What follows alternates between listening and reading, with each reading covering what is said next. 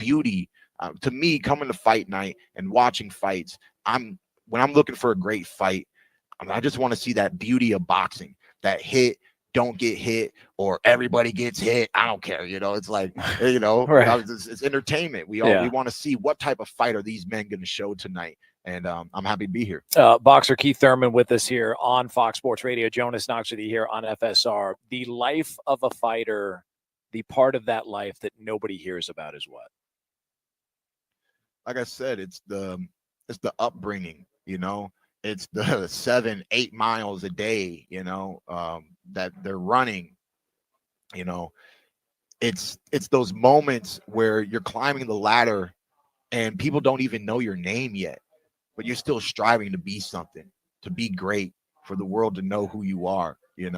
I remember when I got my first fight on HBO, and by winning that fight, I was legitimately ranked number 10 of the top 10, and to me, it's just historic for me and my whole career, because that's the beginning of the real climb to that world title, and that's the day that the world got to see Keith Thurman on HBO.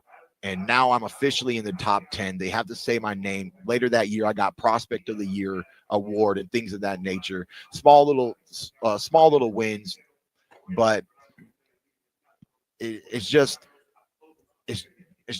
like I said, living a dream. I was the dream that I live and continuously live as a fighter is the same dream that I had when I was 7 years old. So when people watch Keith Thurman fight, you'll always notice that when I step in the ring, I happen to be wearing red, white, and blue. It's not because of how patriotic I am, but it's because to step in that ring has always been my all-American dream. And I'm happy to represent America, because boxing is a worldwide sport and champions can come from any place at any time. And you know what's that I don't think a lot of people get to see, and I know this from covering, boxing events, MMA events. Like, you can even talk to like certain promoters and they'll tell you, hey, you can interview guys or get an interview with a guy up until this day. And then you come to find out, oh, it's because they're going through a weight cut. And on top of going through a weight cut, they've got to get their mind ready. They've got to get their body ready.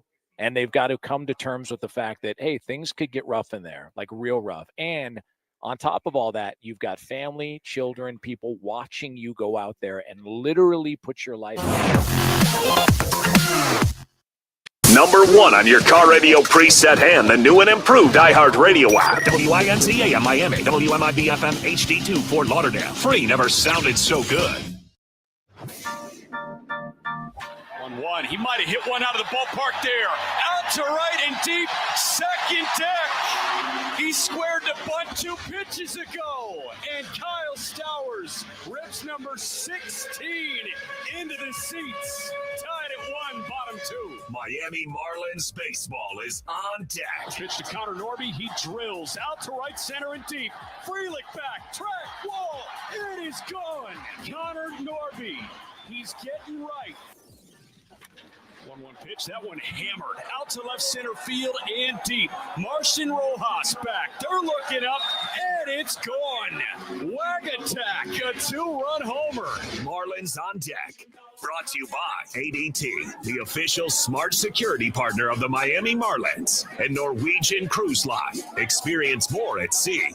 Let's head out to the ballpark. Here's your host, Steven Strong. How we feeling, Marlins Nation? Nice job, Ahmed. Welcome. We're live here from Lone Depot Park in Miami. 92 degrees outside on this Saturday afternoon. Thank goodness we are inside the cool comfort high above home plate. You're listening to Miami Marlins baseball on the radio. It's Fox Sports 940 Miami. Game 97 of 162. Kyle Stowers is quickly becoming the hottest name in baseball, and he's living proof that great things can happen to great people. He lifted the roof off this place after a 2-run walk-off home run in the 10th inning, stunned the Royals. But for Marlins fans, this was right on cue from what we've seen from Stowers all season long. I guess the next question is, what can't this guy do? We are pumped to bring you game 2 of this 3-game interleague set between the 47-51 Kansas City Royals and your 45-51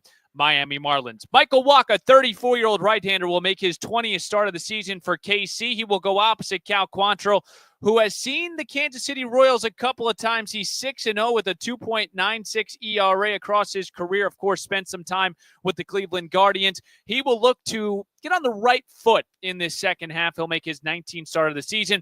We get going today at 4:10 right here on the Marlins Radio Network. Hi, everyone. Thanks for making Marlins on Deck a part of your Saturday afternoon with Jack McMullen and four-time World Series champion Jeff Nelson. I'm Steven Strom. We got an awesome show for you ahead. We're going the distance. It's a Power Pack broadcast, and we thank you for your participation here.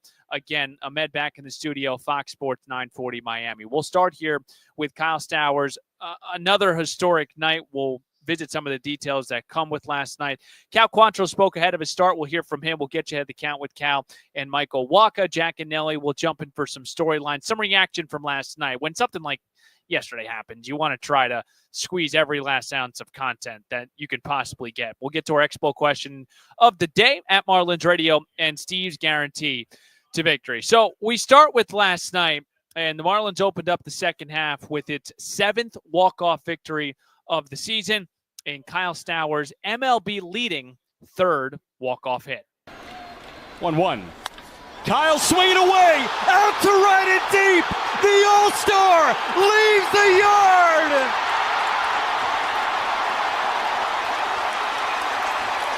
Welcome to the second half. This was a wild game. Of course, Jack McMullen on the call there. Marlins were up 5-0 last night. You think you're going to coast to a victory. Kansas City played 4. Then they played 1 in the 9th. Calvin Flochet gives up a home run. We go to 10 innings. The Royals play 2. Augustine Ramirez in the bottom of the 10th played to run. So now we're looking at 7-6. And then Kyle Stowers did what he did again. And I opened with it. What can't this guy do right now? And for Kyle Stowers, he's the first player in Marlins franchise history with 5 homers in a 2-game span. But when I talked to him yesterday, we didn't talk about the numbers. We didn't talk about any history that he has now etched in the Marlins franchise books. This was our conversation after shocking this place at Lone Depot Park. Dude, what planet are you on right now? Brother, I promise you guys, it doesn't feel as sexy as it looks. I had a couple bad at-bats back-to-back. I just thought I made an adjustment there. I just was willing to go down by trying to be early on a fastball, and just trusted the plan. I mean, it doesn't feel as sexy as it looks, I promise you. Are you living a dream, though, right now? It does feel a little bit like that. I'm just so overwhelmed, so grateful to God. I mean, man, going into this year, if you would have told me this would be where I'm at right now, I mean, it's not on my own strength. I firmly believe that. Honestly, just want to take things day by day, work hard, bring glory to God, and make an impact on as many people as I possibly can. It's great that I'm playing well. I think a lot of my teammates would be honest with you and tell you that even in spring when it wasn't going well, I feel like I was the same guy. Wow, thank you for the time. Thank you. Jack. Unbelievable. Absolutely unbelievable. Kyle Stowers became the first Marlins lefty bat to hit 20 home runs in a season since Justin Bour in 2017. That's like a whatever stat. This one is truly incredible. It's remarkable. Since 1901, 2 players in Major League Baseball's history have recorded at least 8 hits, 5 home runs, and 11 RBIs in a 2-game span. Ty Cobb from May 5th to the 6th in 1925. How old were you in 1925? And Kyle Stowers now from July 13th. Of course, that was Sunday in Baltimore to the 18th. And obviously he didn't play between those 2 games. Of course, it was just 2 games, but it spread out because we played yesterday after the All-Star break. But Kyle Stowers entering company that, again, you thought, what? Ty Cobb, Kyle Stowers, when was I going to use those 2 in the same sentence? And here's where Kyle Stowers ranks among NL batters. 298 on the average, which is tied for second. 371 on the on-base percentage, tied for 11th. 563 slugging percentage, which is third. And a 934 OPS, which is third behind Shohei Ohtani and Dodgers catcher Will Smith.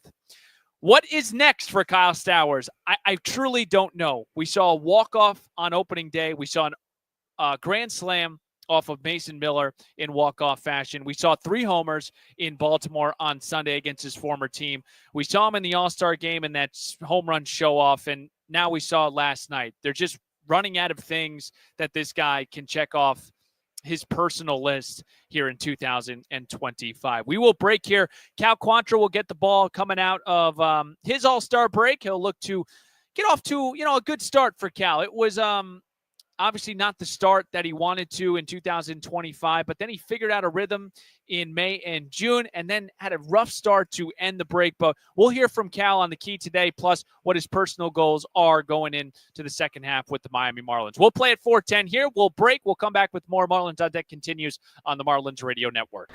Lugo's 2-2 to Sanchez.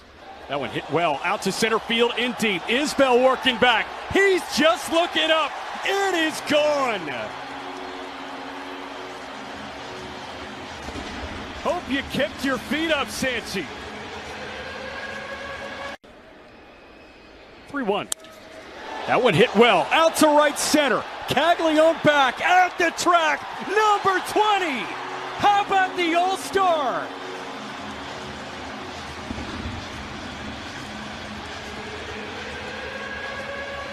Kyle Stowers, a 2-run blast.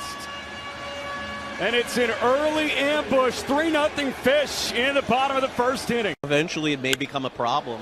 Otto hits one out to left center field and deep. Isbell back, track, wall. He jumps up. It's off the LED facing in left center. Edwards trots home from third. Otto Lopez missed a homer by feet, but he's got an RBI double, and they are hammering Seth Lugo. After we won the game, 1-0 pitch. That one hit high in the air out to shallow center field. Long run for Isbell and Witt. That drops into the triangle, and that'll plate a run. Kyle Stowers, it may not be a long ball, but he finds the perfect spot in left center field. He loops an RBI single, and the Fish keep jumping on Lugo. 5-0 on the RBI knock in the bottom of the third. For 4 with 3 RBIs today. why not end it here? 1-1. Kyle swinging away, out to right and deep. The All-Star leaves the yard.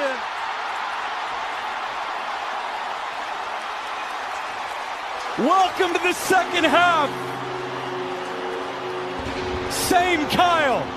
A walk-off, 2-run home run. 8-7, the Marlins get the win in 10. Suki.com. Don't miss a moment of Marlins action. Download the iHeartRadio app and make Fox Sports 940 the top preset, and then listen to every Marlins game this season. Remarkable win in 10 innings against the Kansas City Royals last night. Kyle Stowers walked it off, his third walk-off of the season. 21 home runs for Kyle Stowers. Cal Quantrill will go opposite Michael Wacha today. This is Marlins on Deck. We welcome you in again. Stephen Strom, Jeff Nelson, and Jack McMullen. Those two have your call, but they will join me in the segment 4. So we got 2 segments, and we'll hear from Nelly and Jack. So we'll start here with Cal Quantrill, and his first half up and down. His first half in total, 3-8, a 5.68 ERA in 18 starts. But in the month of May, he figured something out. Pitched to a 3.18 ERA over 5 starts. June, 4.56 over 5 starts. Here was Cal Quantrill yesterday on his overall thoughts on his first half.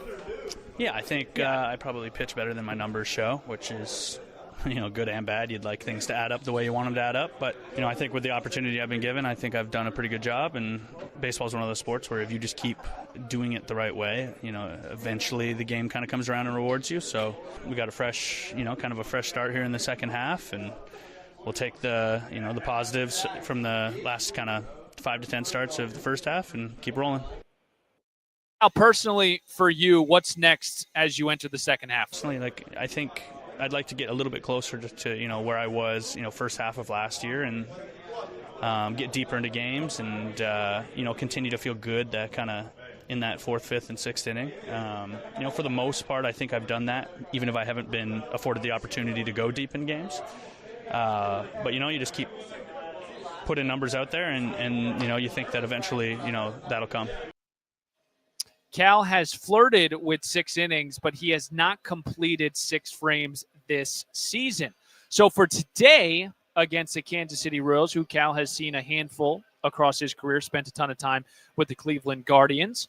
Cal, what's key for you against this Kansas City Royals lineup? Yeah, I mean, I don't know if it's just like every year I become a little less worried about like how good the team is. They're all good. Every big league team's good. Every big league team's got players that can do damage. This team's no different. They're a lot different team than I would have faced when I was in the AL Central. They've got some young, talented hitters, and I think that they're trying to establish themselves as a figure at the top of their division. So that being said, you don't prepare a whole lot different. We're going to face a lot of good teams here in the second half, and I think that our goal should be to kind of approach each game the same way and avoid kind of that playing to the other team's level that can be, I think, very enticing as a young team. So we're going to show up to play against the good teams. We're going to show up to play against the teams that records aren't as good. And, I think that that's probably how we're going to end up with our best outcome.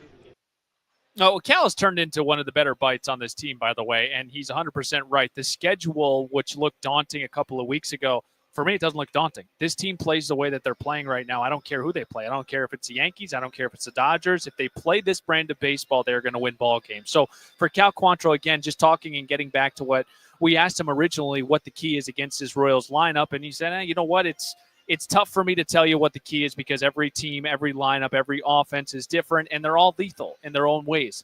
But for Cal Quantrill, you got to feel good about him facing off against his Royal team.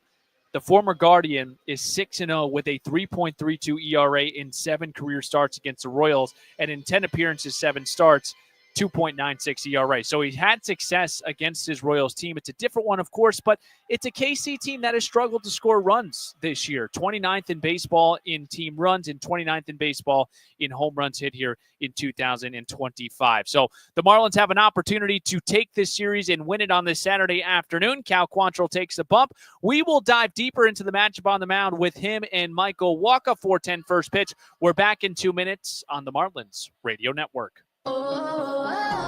Lugo's 2-2 to Sanchez. That one hit well. Out to center field in deep. Isbell working back. He's just looking up. It is gone. Hope you kicked your feet up, Sanchi. 3-1. That one hit well. Out to right center. Caglione back at the track. Number 20. How about the All-Star?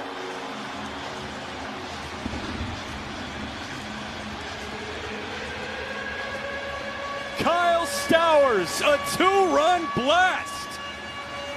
And it's an early ambush, 3-0 Fish in the bottom of the first inning. Eventually it may become a problem. Otto hits one out to left center field and deep. Isbell back, track, wall. He jumps up, it's off the LED facing in left center. Edwards trots home from third. Otto Lopez missed a homer by feet, but he's got an RBI double, and they are hammering Seth Lugo. After we won the game? 1-0 pitch. That one hit high in the air out to shallow center field. Long run for Isbell and Witt. That drops into the triangle, and that'll plate a run. Kyle Stowers, it may not be a long ball, but he finds the perfect spot in left center field. He loops an RBI single, and the Fish keep jumping on Lugo. 5-0 on the RBI knock in the bottom of the third. For 4 with 3 RBIs today. Why not end it here? 1-1. Kyle swinging away, out to right and deep.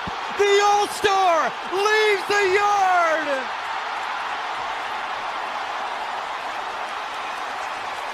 Welcome to the second half. Same Kyle. A walk-off 2-run. Availability. Allstate Fire and Casualty Insurance Company and affiliates, Northbrook, Illinois. Hey, this is Nick Fortes, and you're listening to Marlins on Deck with Steven Strom on the Marlins Radio Network.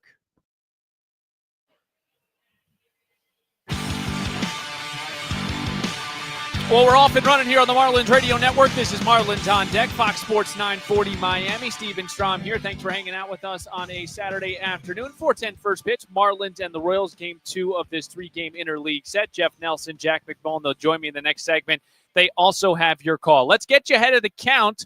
We'll start here with Michael Wacha, 34-year-old right-hander who's on his sixth team. He's a former first-round pick of the Cardinals back in the 2012 draft. He's got some pretty cool accolades to his name. NLCS MVP in 2013. He was an All-Star in 2015. He did sign with Kansas City in December of 2023, a 2-year deal, $32 million. Last year, had a pretty solid one, 13-8. 3.35 ERA, 166 and 2/3 innings pitched. He's followed it up this year with a similar one. The win and loss record, which I think is stupid for a pitcher, 4-9, but still a 3.74 ERA, 106 innings pitched, 19 starts. He'll make his 20th today. He threw last Friday, 8 days ago against the Mets. 5 innings, allowed one run on 2 hits, 5 punch-outs. It was the 7th time this year giving up just 1 run. Career-wise against Miami, Michael Wacha is 4-1 with a 3.66 ERA, 32 innings pitched, 6 starts. Similar to Seth Lugo, we'll expand on this with Jeff Nelson. He throws a bunch of different pitches, a 4-seamer, a changeup, a cutter, a slider, a sinker, and a curveball. Wacha will go opposite Cal Quantrill, 30-year-old right-hander who will make his 19th start of the season. 3-8, a 5.62 ERA, 81 and 2/3 innings pitched, 67 combined punch-outs to 24 combined walks. He did take the loss on Thursday on July 10th, which was, 9 days ago in Cincinnati. He gave up 6 runs, 5 earned on 7 hits, 1 walk over 5 frames. The most runs given up for Cal Quantrill since April 19th, again in Cincinnati. But career-wise, against the Kansas City Royals, 10 appearances, 7 starts, 6-0, a 2.96 ERA, 45 and 2/3. Cal Quantrill, what is going to be key against this Kansas City Royals lineup? Yeah, I mean, I don't know if it's just like every year I become a little less worried about like how good the team is. They're all good.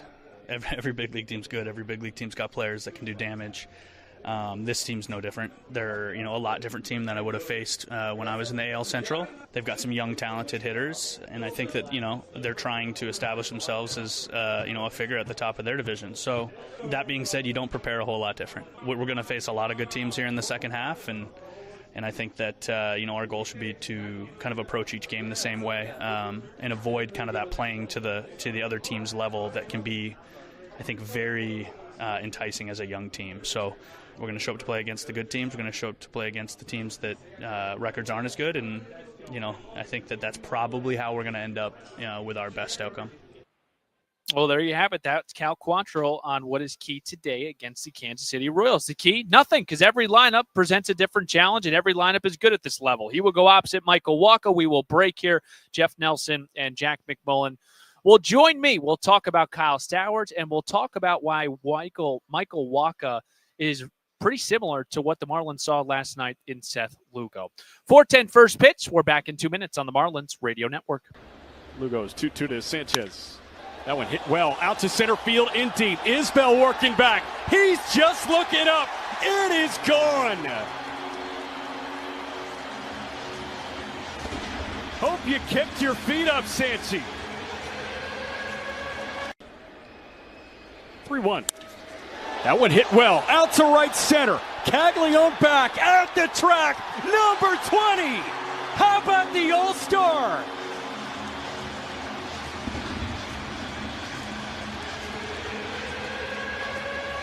Kyle Stowers, a 2-run blast.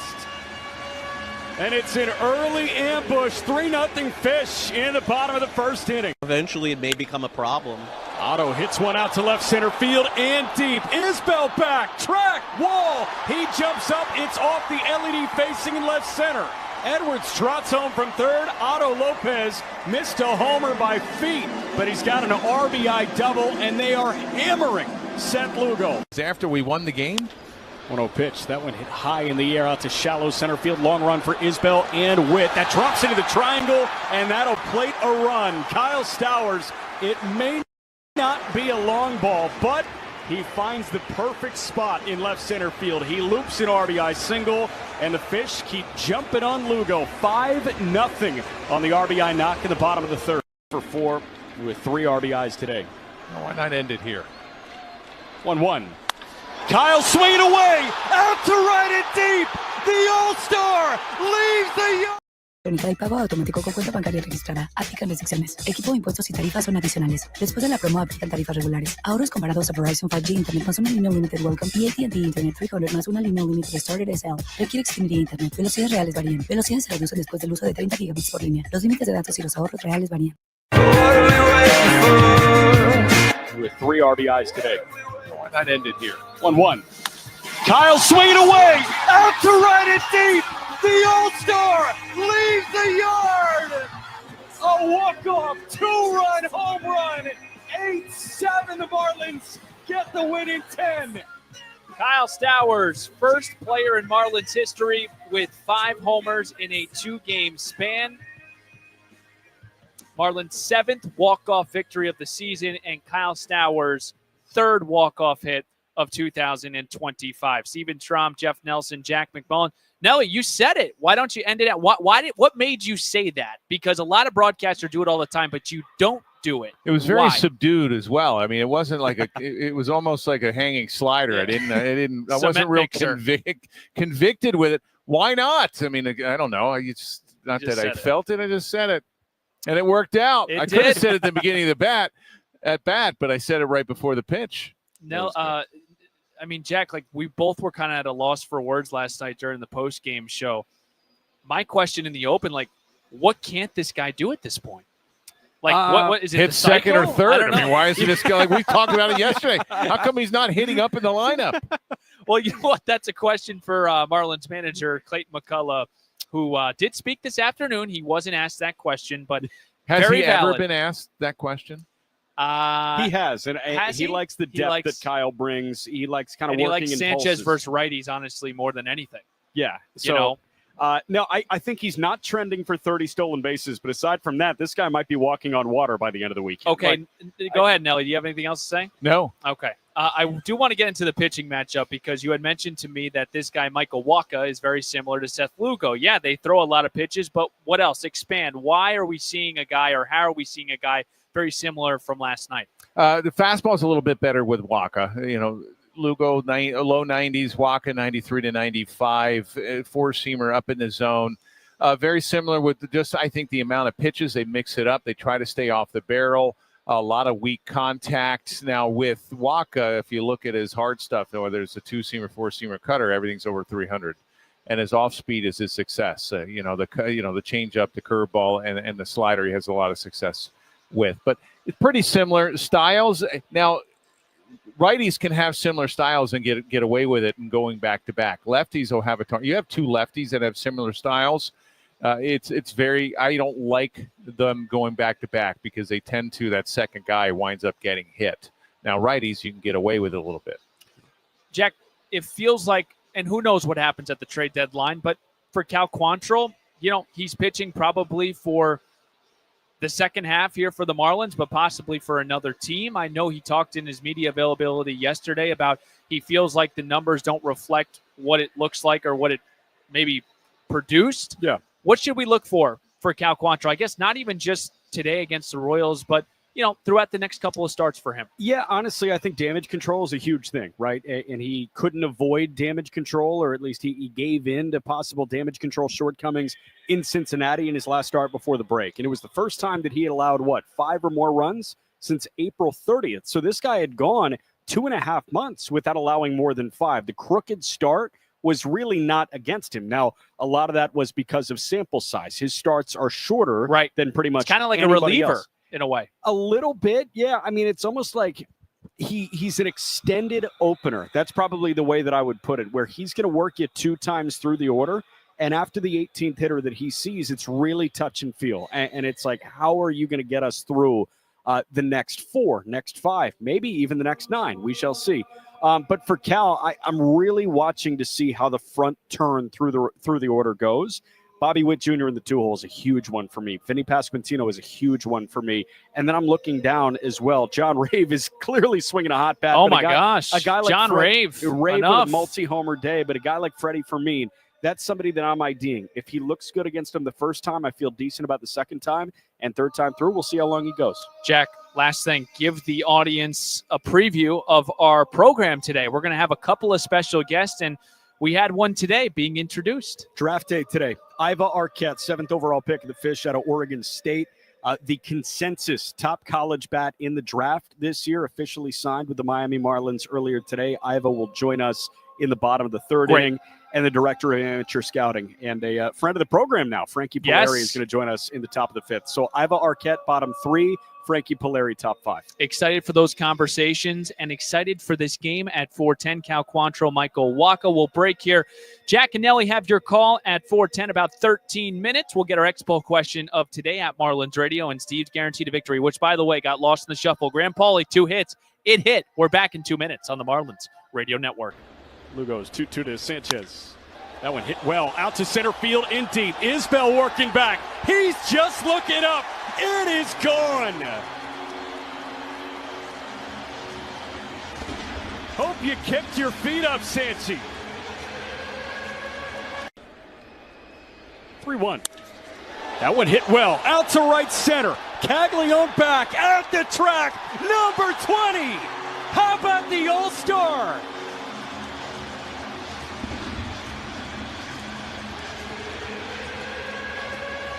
Kyle Stowers, a 2-run blast.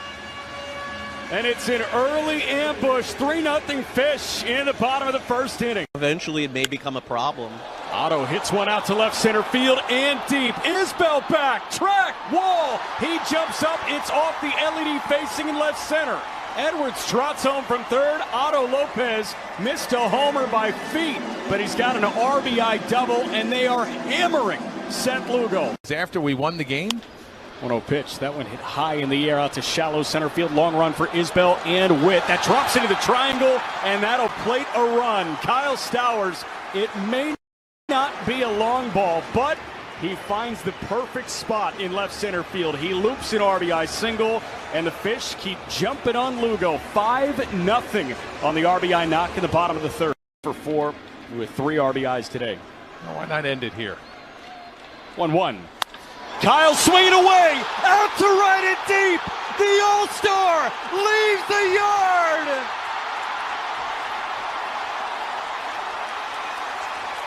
Welcome to the second half. Same Kyle. A walk-off, 2-run home run. 8/Babcock.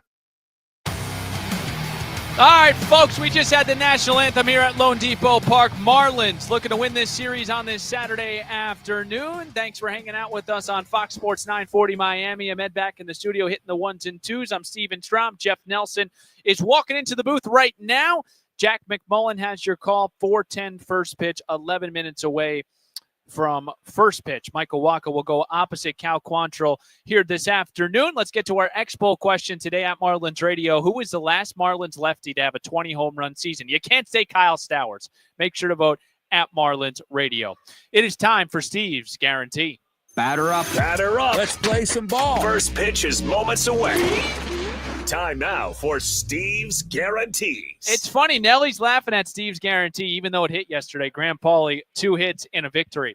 I'm going out on a limb here, a really, really long limb. Augustine Ramirez home run. Here's why. Michael Waka has weird splits. 11 home runs given up, 8 of 11 to right-handed bats. Augustine Ramirez, 10 of his 14 homers this season have come against right-handers. Michael Waka, he's a righty. I like Augustine Ramirez to hit a home run here this afternoon. Folks, I hope you got the itch for first pitch because when we come back, Jack McMullen paints a picture. Jeff Nelson, he's ready to rock. Starting lineups in first pitch is right around the corner. Thanks for tuning in to the Marlins On Deck pregame show. I'm Steven Strom. Let's flip the M together, Miami. Marlins baseball. It's next on the Marlins Radio Network. Member Week is here at Lowe's.